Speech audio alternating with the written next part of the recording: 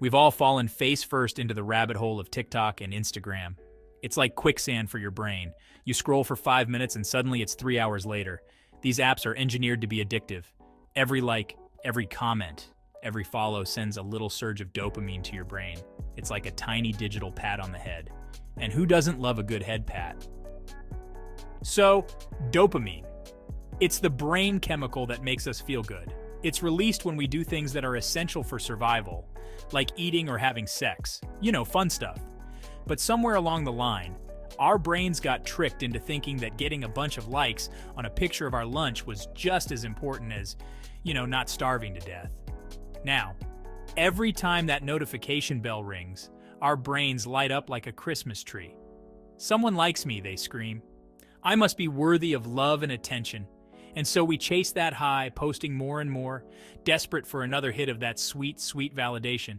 But here's the problem. It's a never-ending cycle.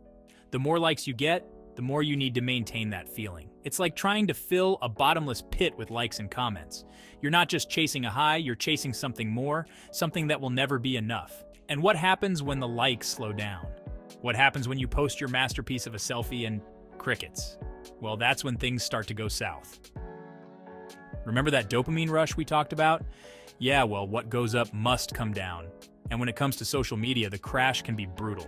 You pour your heart and soul into a post, convinced it's going to break the internet. You hit share and nothing. A few likes trickle in from your mom and your best friend who's contractually obligated to support your social media endeavors. But the throngs of adoring fans you were expecting? Nowhere to be found. And just like that, the dopamine dries up. You're left feeling empty, inadequate, and questioning your entire existence. It's like the universe just looked at your post and said, yeah, no thanks. This is where things can get dangerous. The constant cycle of highs and lows can mess with your self-esteem and make you feel anxious and depressed. It's like being on an emotional roller coaster that only goes down. So, what's the solution? Well, besides throwing your phone into the ocean and living off the grid, we need to find a way to have a healthier relationship with social media. Apps like TikTok and Instagram also have a way of making us feel miserable in other ways. Here's a fun fact. Nobody's life is as perfect as it seems on Instagram. Shocking, I know. But we forget that when we're bombarded with images of flawless faces, toned bodies, and exotic vacations, it's easy to fall into the trap of comparing our behind the scenes to everyone else's highlight reel. We see influencers with their perfectly lit selfies and their blessed lives, and we think, what's wrong with me? Why don't I look like that? Why isn't my life that amazing? But here's the thing, it's all a facade. Those perfect pictures, they're usually the result of hours of posing, filtering, and editing. Those glamorous vacations, they're often sponsored by companies you've never even heard of. It's all smoke and mirrors designed to sell you something, whether it's a product, a lifestyle, or just the illusion of perfection. And the more we buy into it, the worse we feel about ourselves. Remember that feeling when you see fitness influencers in the gym while you're in bed at 2 a.m. and start feeling like you should have gone jogging? FOMO, the fear of missing out. It's the reason we scroll through social media at 3 a.m., even though we have to be up in 4 hours. We see pictures of our friends having fun without us, and suddenly, our perfectly pleasant evening at home watching Netflix in our pajamas feels tragically inadequate.